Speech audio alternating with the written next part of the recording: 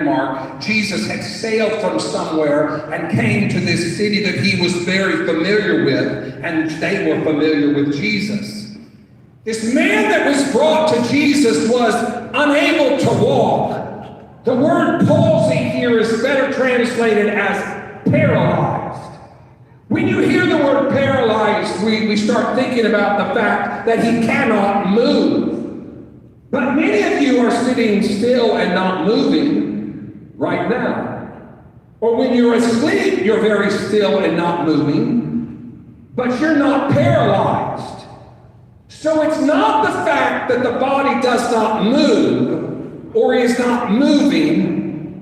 It's the fact that the body does not obey the head. There is a disconnect. Maybe this man we read about in the book of Mark had damage to some myelin. We don't know. We do know his body will not respond to his head. So can we say he is a paralytic only because when his brain sends a signal, when the brain fires down some nerve cells, when his head says to do something, his body does not respond. The message is not getting through. The message will not connect. The message from the head getting to the body, there is a disconnect. Have you ever made a commitment, made a vow, made a promise in your head, and then you broke it? The head, your thoughts, made the vow, but your body did not respond to the head. You did not act out what you vowed or committed to. If you know what I'm talking about, maybe you're the man in the bed, paralyzed because of a disconnect from the head to the body. This account would not even have been in the Word of God if the man's body was working correctly. If everything was responding correctly to the head, he would not have been in the bed in that condition. This man was lying on a bed being carried around because something did not work. He was paralyzed. His body, in a way, was disconnected from his head. Since he could not move about on his own, his workaround or his plan in place was to have friends carry him around while he laid on a bed. For him, that probably was his only option. Nothing wrong with his plan.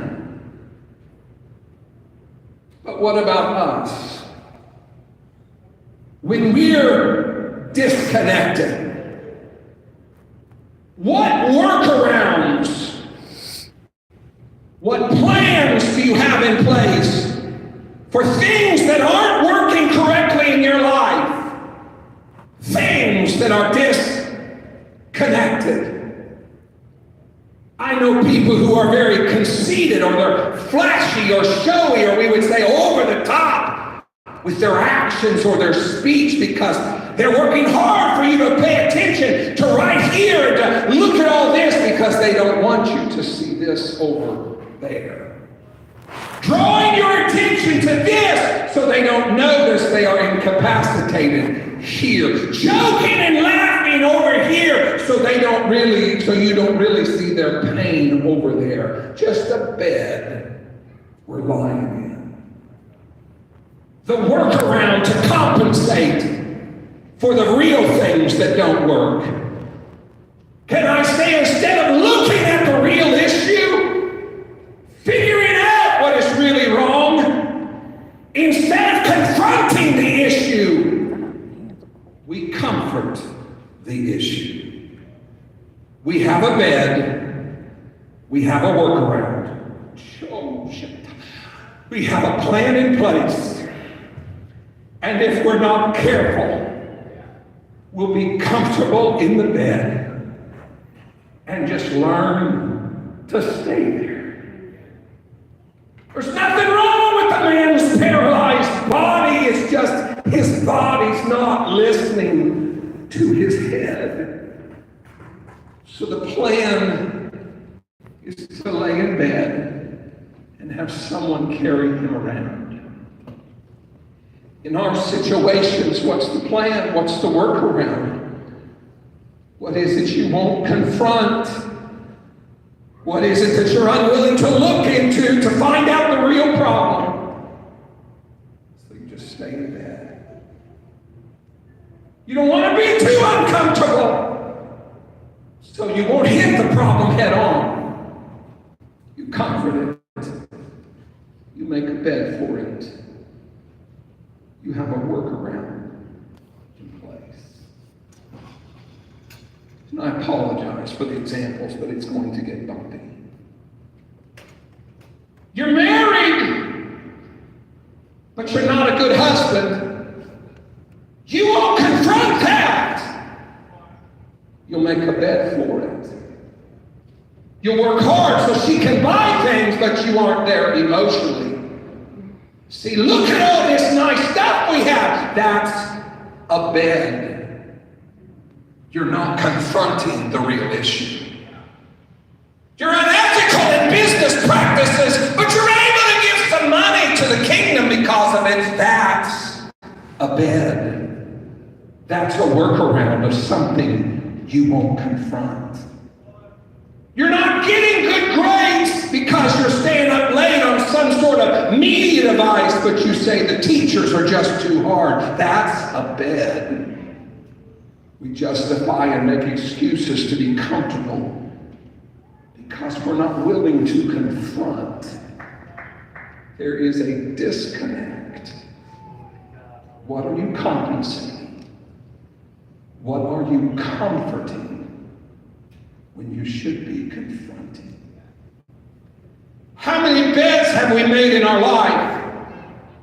Some of us are good at making them. We make them very comfortable. We don't feel conviction because we've got a comfortable bed to stay in. We come to church and we shout, we dance, we rejoice, and never confront ourselves about being rude or not tipping the servers at a restaurant or being absent in our child's life or never serving in the kingdom. Nothing wrong with just shouting and dancing and rejoicing, but if it's a bed we're using to justify other things that we need to confront, we have a problem. We have a disconnect. In Matthew 9, we have a man who is paralyzed because his body's disconnected from the head, and he has made a bed for it. Think of this. If we read the whole story, we realize he has legs. He has muscles. He has bones. He has a brain. He has a body. Everything that is necessary for him to walk is present. He cannot walk because there is a disconnect. Some months ago, I was upstairs in the church office and a computer screen was not working. The computer was on, but there was absolutely no display on the screen. So they call me the heavyweight IT guy. Yeah, right. Cables were all plugged in the back of the computer and in the monitor. There's absolutely no reason for it not to work. All the components were there. The computer, the cables, the monitor, the electricity, an operator even was there to turn it on. Different people had looked at it and they could not get this monitor to work. I came through there like, well, we can't do what we're supposed to be doing today. If this monitor, we cannot get this on. And I don't know much about this side. Maybe they call them, I think, a video card. Maybe the video card went out. But I didn't know how just sitting over the weekend, the computer just breaks or gets a short in the cable, but weirder things have happened. I don't know. So as I was talking to them, I just instinctively, I guess, my philosophy is if it doesn't move, get a bigger hammer. So I just reached in the back and start jamming, yanking cables and plugging them in harder. And to everyone's surprise, you didn't know you hired me to be IT guy too. Everyone's surprised. The monitor came to life and has worked just fine. Even if others had tried, for some reason, one cable was not connected. It looked connected. It was in the proper place. Somehow it wasn't connected. You've done that with your phone. You plug your phone in overnight and charged it overnight, only realizing in the morning you did not connect it correctly. Everything was there. Every component necessary was there. It just was not connected. And that phone continued to lose power overnight, even though everything was present that was necessary for charging it. It just was not connected. You can be present in your marriage, have the certificate on the wall, the pictures in the album, and the ring on your finger. But it takes more than all that. You have to be connected. Everything's in place for you to have the label of mom and dad, but just because you're a parent and you're present with your kids does not mean you are connected with them. The label of fifth generation Pentecostal, faithful tither, and attender to services, clap on 2 and 4, and sometimes even do a little jig. That doesn't mean you are connected. The phone may as well have not been plugged in, or the electricity could have been off, or the cable missing. All of that would have led to the same result. It was not connected, so it didn't charge the status of the battery. It's more than being present. It's being connected. We have a paralyzed guy in our study today who's tired of being in the bed. He's tired of being disconnected. He's tired of the workaround. And thank God he was smart enough to surround himself with people who could do something about it. People who were willing to help him. People who didn't just sit there and console him in his present state. Work with me here. He did not surround himself with other paralyzed people so they could all feel better about their own conditions. He didn't surround himself with other bad spouses so they could all speak ill of their spouse and just fluff each other's pillows to make everybody comfortable. He didn't surround himself with people who were just laying around and saying what the church should do to have revival, but they all stayed disconnected in their select comfort beds. He surrounded himself with people that were going to move, that were going to help him, that were going not to leave him in his present state, but they were ultimately going to take him to Jesus. They picked up that bed with him in it and started walking to the house where Jesus was. When they got near the house, they could see the crowd spilling out into the streets, and they did not know what to do. They ran into an obstacle. Thank God they didn't just throw up their hands and say, well, we tried. I guess being in the bed isn't that bad after all. No, they weren't quitting now. It was work. It was unconventional. It was messy. It was inconvenient. It wasn't protocol. It was costly. It took time. It took energy. It took creativity. Some may have not been happy about it. Some may have been complaining that they were getting roofing material on them. Some may have been trying to figure out how they could get back under control of the situation. But somehow they strapped that man to the bed and they got him to the roof and they tore that roof off to get him to Jesus. Let me tell you about the sanctuary. We aren't here to placate you. We aren't here to just comfort you in your bed. We are too concerned and love you too much to just leave you where we found you. We're going to pick you up, and it may not be easy. It may not be difficult. It may not be time. It may take some time. It may be inconvenient. It may not be how all the other churches do it. It may not be how some like it. It may be messy.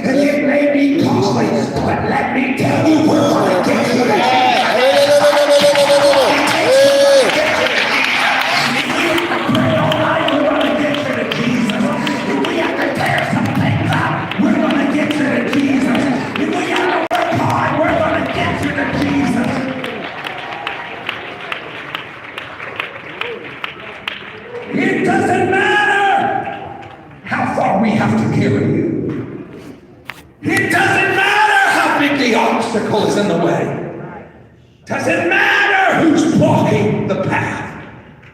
We're going to get you to Jesus.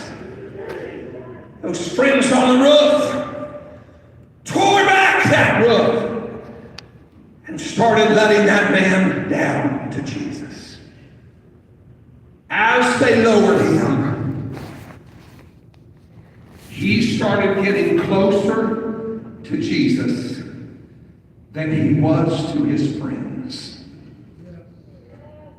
That is what they wanted. They wanted him close to Jesus. They wanted him to connect to Jesus. They could only do so much for him, and I'm thankful they did. But they had to let him go. They had to get him to Jesus. Now it was him and Jesus. All the components are here. We have singing, we have worship, we have praying, we have preaching, we have wonderful saints of God, we have powerful prayer warriors. We invite the presence of God here, and God is here at the sanctuary. Can I be so bold as to say, I've preached and I've brought you to Jesus? Are you going to stay in your bed? Because it's pretty comfortable. That's where you've been a long time. Now it's your turn. Are you going to connect to Jesus? Watch this. We don't know this man's name. But the writers who talk about him just kept saying, they described him as a paralyzed man. He was known for his problem, known for his issue, known for what he could not do. Can you throw Mark 2:5 back up there? When Jesus saw their faith, he said, and we'll describe the man sick of the palsy, the man that was paralyzed. Jesus said, son. Jesus didn't say, y'all made a mess. Jesus didn't say, why are you disturbing my powerful teaching? Jesus didn't say, hey, paralyzed man, this ain't protocol.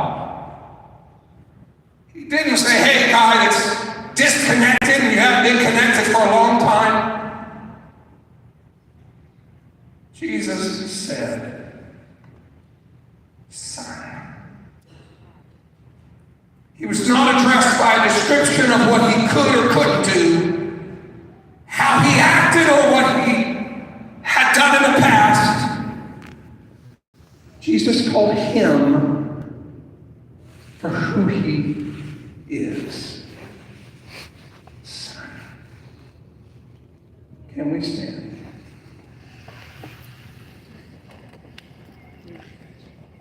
We've brought you to Jesus.